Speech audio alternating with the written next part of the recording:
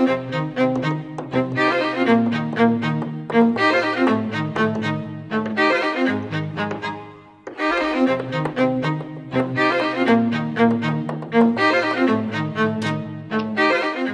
other day we talked about designing surveys.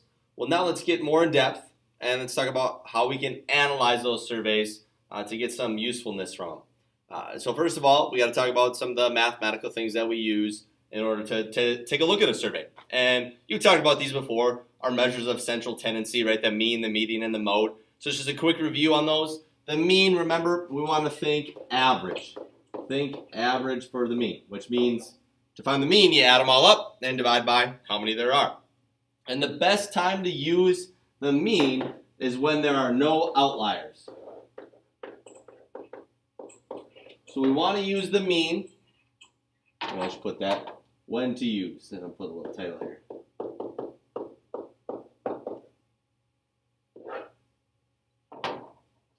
Okay, use the mean when there are no outliers. If there's some big time outliers, so like if all my data is in the 60s and 70s and all of a sudden I have a couple pieces that were in like the 200s, that's going to affect the mean by quite a bit. So the mean wouldn't be the best choice in that case when there are outliers.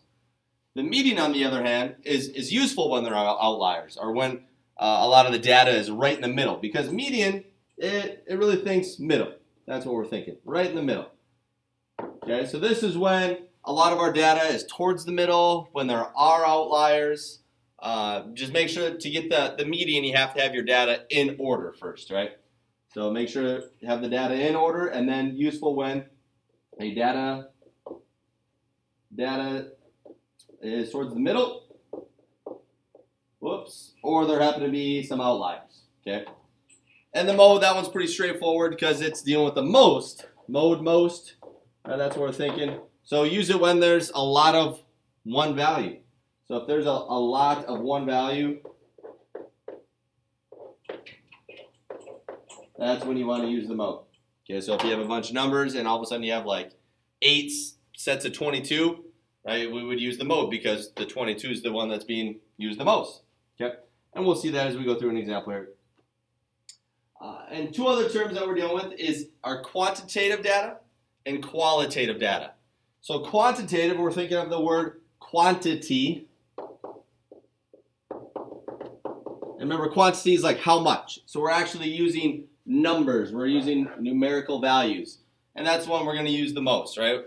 So we can actually find a mean or find a median or find a mode, things like that. So quantity, that's the quantitative data. That's one we're probably going to use the most. Qualitative, that's when we're talking like categories. For example, like gender, or maybe religion, or maybe like favorite TV show or something like that. Okay, where there's actually kind of characteristics, or no, there's not numbers involved. That's qualitative because we're thinking kind of qualities. Well, I could write that, qualities. It's the core word there. So quantitative data, that's the stuff that we're going to use the most. So first things first, let's decide which measure of central tendency would be best fit here. And then after we decide that, we're going to justify it by actually finding, if we pick mean, we'll find the mean. If we pick median, we'll find the median. Pick mode, find the mode. So it says a company records the prices of cell phones it sells during a 1-hour sale. And it gives me the following costs. Well, probably the first one to look for is the mode. Do we see any repeated number at all? As I look through here quickly, I don't think any numbers repeat. So I can eliminate, we're not using the mode. All right, then to tell if we're going to use the mean or the median, I want to look for some outliers. So my lowest number, well, I guess we use 55 twice, but that's it. It's only I used twice. It's not even really towards the middle, so we don't want to use the mode. But 55 is the smallest, or 50, I guess 50 is the smallest. What about the biggest? About 115. And are there numbers close by? Yeah, 115, 110, that's pretty close. 95, that's pretty close. The 50, 55, 50, 60. So the lowest and the highest, the 50 and the 115, they are not outliers because there's a lot of data pretty close by it. So there's no outliers, so this is where we want to use the mean. And then I'm going to go ahead and find the mean, which means I'm going to add up all these numbers. So I'm going to take 85 plus 50 plus 115 plus so on and so forth, and we're going to add them all up. And we'll divide by how much? Well, let's count them up. 1, 2, 3, 4, 5, 6, 7, 8, 9, 10, 11, 12. So we're going to divide by 12 because there's 12 total. And we get a total of 936. And so we'll divide that by 12, which gives us a mean of $78. So there we go. So in this case, we'd use the mean, and we actually came up with it, which is $78. That would be the average. Wrote this one, same thing here. Which methods or central tendency, if any, would we use? It says a high school band director conducted a survey in which she asked 500 adults the last time they attended a high school band performance. Let's see, at least 10 years ago, 5 to 10 years ago, 1 to 5 years ago, within 1 year, and we got percentages. So there's really no mode, and because there's not like actually numerical data here. What about mean or median? Can you really do that with percentages when they're all dealing with different things? I don't think nothing's really useful to find the average of anything because these are like totally different categories here. Okay, well, like the last one, this all dealt with just the prices, right? Where this is like the people that did it 10 years ago. This is 5 to 10 years ago. All right, so nothing really works well here. So let's just say none of them work. I wouldn't use any measure of central tendency for this, okay? It's not going to be very useful at all for us. All right, now let's get to evaluating. This is the important part here, okay? Because biases can cause error in summarized data, right? We don't want any biases in our data because it's going to cause some error. We can't make good inferences about it. So here's some important questions to ask as you decide, hey, is this a good survey or not? First one is, okay, what's the population in the sample? Is it easy to identify?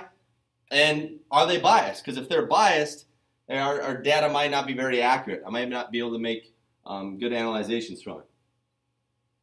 And then we should ask, well, what's the source? Do they have a good reputation? Could they be biased? Right? I mean, you just think of when like toothpaste companies, when they ask dentists, like, do you like this toothpaste? Obviously, they might test against a really bad toothpaste instead of a really good toothpaste or some different things like that. So how can you trust it, right? Is it reputable? Things like that. And lastly, do the data. I know that sounds funny, but just think, data is a plural word. So it's almost like saying like do the people, right? I wouldn't say does the people. You say do because data is plural. So do the data actually support the conclusion. So then I got to take a look at what we found out. Does that support what we're concluding here? And it's the best thing to do is look at an example and we'll kind of figure this out, what we're looking for. It says, given the following portion of a survey report, evaluate the validity of the information and conclusion.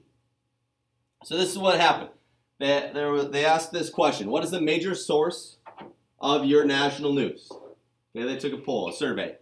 And they give us exactly what the survey was. It was a random survey of 2,000 households in a mid-sized community. That was the sample, okay? And the conclusion they came up with was the local newspaper should expand its online presence in the community.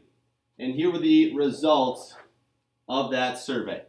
So it wants us to see if this is like a valid survey or not, or if there could be some biases. So for the first thing, we should take a look, what's the population in the sample? And is it easy to take a look at that? Could they be biased? Well, here's the sample right here, the 2,000 households.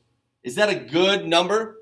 Right? You wouldn't want to just survey like 10 households. That wouldn't be very accurate. So yeah, there's the sample. So the population would then be all the households.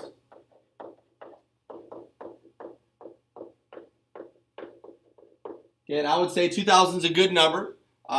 We wouldn't want to go anything less than 100, and that wouldn't be very valid if I didn't have a good sample size. So sample size is good.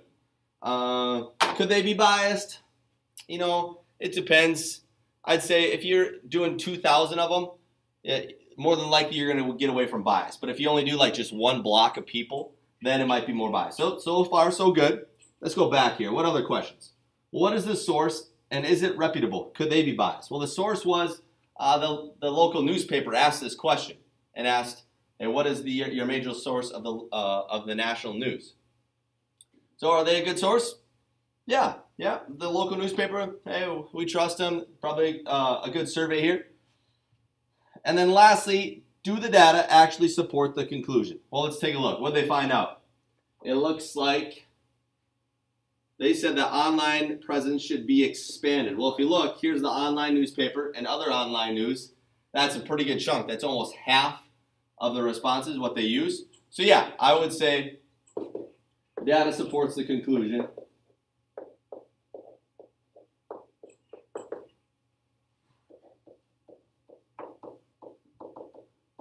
Okay, so you don't have to write a ton here.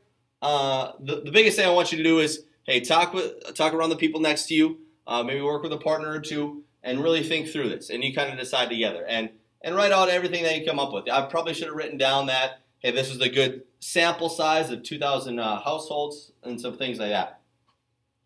Let's do one more. How about this? At a sold-out concert in a 5,000-seat concert hall, every 10th attendee completed a survey. And if you take a look here, every 10th, remember that's a systematic, random sample. So that's good, right? Because that's an unbiased type of survey. And they asked, did you feel that the price of tickets were reasonable? And they concluded that the prices for the tickets are reasonable and should remain the same. So let's think about this. The sample was every 10th person at the concert, every 10th attendee, I'll say. And the population would have been all the people there. So the 5,000 people. Okay, and that was easy to come up with. Could they be biased? So let's think about this. Could the sample be biased? Did you feel that the ticket prices were reasonable? Well, they bought the tickets, didn't they? All those people bought tickets. So I would say these people might be biased because they actually purchased the tickets. What about all the people that didn't purchase tickets? Did they think that it was reasonable? So this survey only is consisted of the people that attended the concert. Okay, so what about those that didn't attend it? So I would say that the sample may be biased.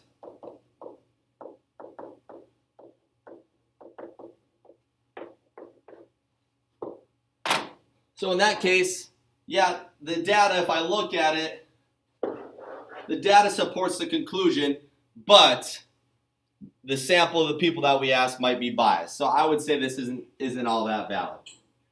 So I'm going to go ahead and say not valid. And I'm going to explain, hey, data supports conclusion. Data supports conclusion, but this part right here.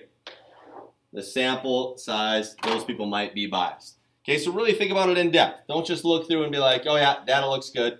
It looks good. Think about it. Could this be biased, right? Talk to each other about this. Okay, do some thinking. And there you go.